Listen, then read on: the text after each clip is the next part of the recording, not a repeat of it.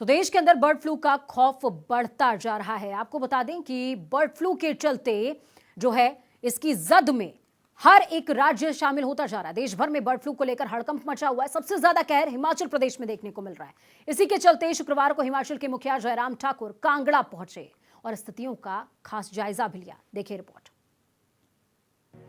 Corona virus के बाद अब हिमाचल प्रदेश पर बर्ड फ्लू का खतरा मंडराने लगा है।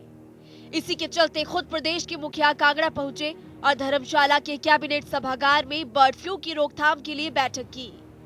इस बैठक में सीएम जयराम ठाकुर ने बर्ड फ्लू के संक्रमण को फैलने से रोकने के लिए तत्परता के साथ काम करने के आदेश दिए।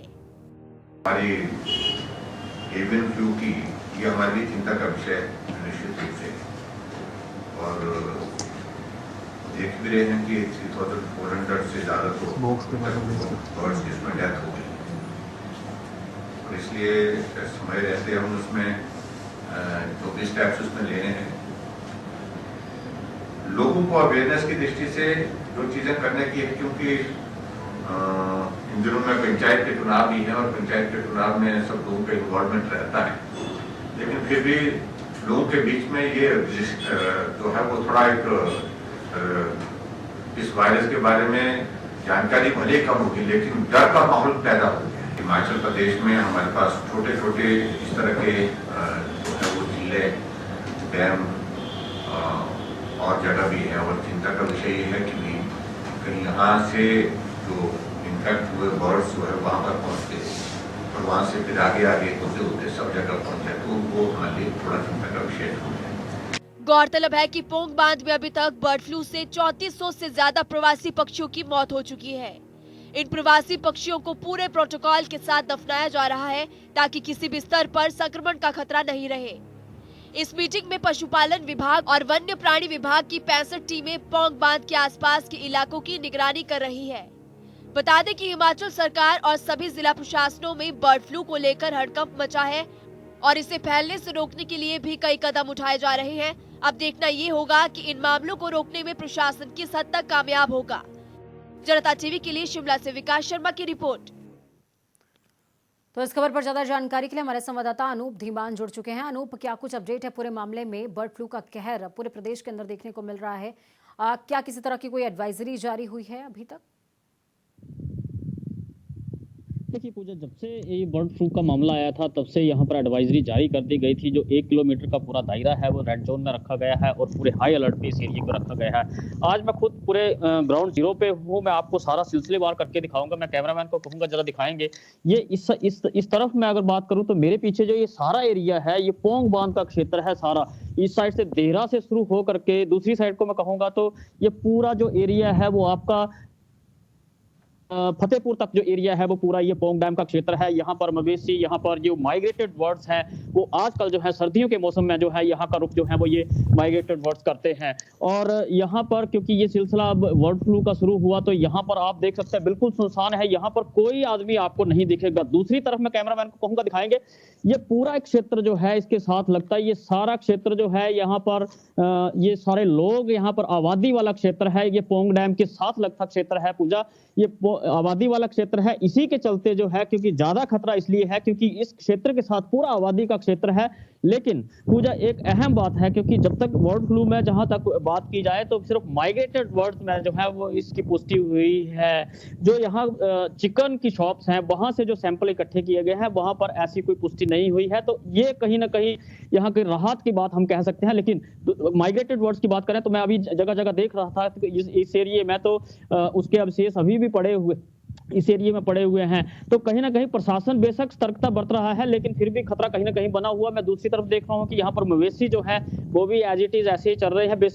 बेसिकली इनको अभी बैन किया गया है। इस सारे क्षेत्र में किसी भी तरह की एंट्री को बैन किया गया है। बावजूद इसके ये सारी चीजें यहाँ पर फिर भी हो रही हैं। तो कहीं ना कहीं बेशक प्रशासन जो है वो धर्मशाला बैठ करके पूरी तैयारियां कर रहा है, लेकिन कहीं ना कहीं नेग्लिजेंसी जो है वो मौके पर देखने को मिल रही है। जी पूजा। बिल्कुल, जो है ग्राउंड जीरो पर जिस तरीके की तस्वीरें आप अनूप दिखा रहे हैं इससे साफ तौर पर जाहिर है आबादी वाले क्षेत्रों के लिए किसी तरह की कोई क्या सिक्योरिटी की व्यवस्था नहीं की गई है अनूप? क्योंकि आपने बताया कि जो आबादी वाला क्षेत्र है वो काफी ज्यादा नजदीक है ये रिस्ट्रिक्टेड एरिया के।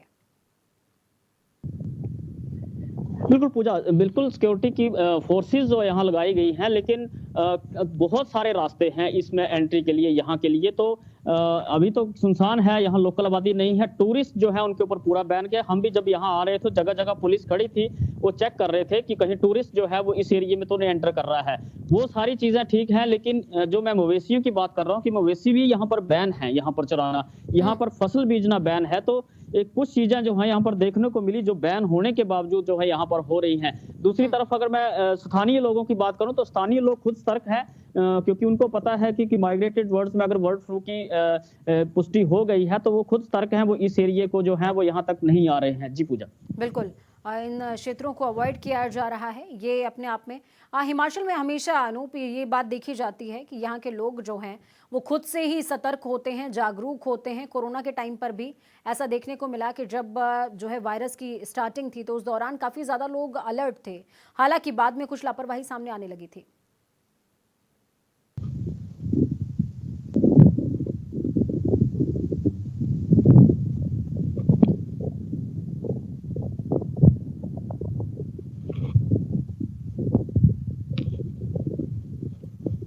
चलिए, हमारी आवाज़ शायद अनूप तक नहीं पहुंच पा रही है, एक बार फिर से कोशिश करेंगे कि उनसे संपर्क हो सके। लेकिन बड़ी बात यही है कि माइग्रेटेड जो पक्षी हैं, प्रवासी पक्षी जो हैं, उनकी जान ज़्यादा जा रही है। और चिकन राहत की खबर ये भी है कि जो चिकन शॉप है वहाँ तक अभी तक बर्ड फ्लू नहीं पहुँचा है और एवियन इन्फ्लुएंजा का भी कोई सैंपल जो है पॉजिटिव नहीं पाया गया है चिकन शॉप्स में। ये बेहद अहम जानकारी है। 3400 से ज़्यादा पक्षियों की मौत पौंग डैम के करीब हो चुकी है। पौंग बांध पर प्रवासी पक्षियों की मौत का सिलसिला लगातार जारी है। यही वजह है कि आसपास के क्षेत्र को रेड जोन घोषित किया गया है, अलर्ट जारी किया गया है कि लोग इस क्षेत्र में ना आए। साथ में मवेशियों को लेकर के भी कहा गया है कि आप अपने मवेशियों को इस क्षेत्र में ना लेकर के आइए। फसल बीजने तक की मनाही रखी गई है। तो ये अपने आप में जो इनिशिएटिव है गवर्नमेंट की तरफ से, ये वाकई काबिल तारीफ है। लेकिन जिस तरीके से अनूप हमको ग्राउंड जीरो से तस्वीरें दिखा रहे थे कि कुछ लचर व्यवस्था जरूर नजर आ रही है।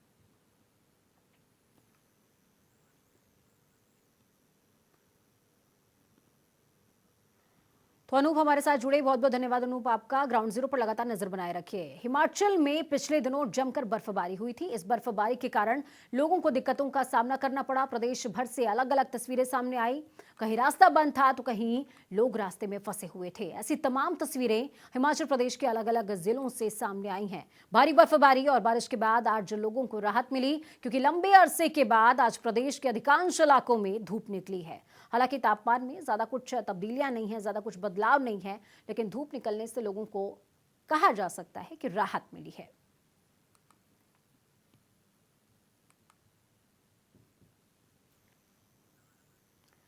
तो आज ज्यादातर इलाकों में धूप खिलती नजर आई। हालांकि तापमान में इससे बहुत ज्यादा परिवर्तन देखने को नहीं मिला, लेकिन जो लोग बर्फबारी के चलते ठंड से ठिठुर रहे थे उनको जरूर इस चीज से निजात मिली है।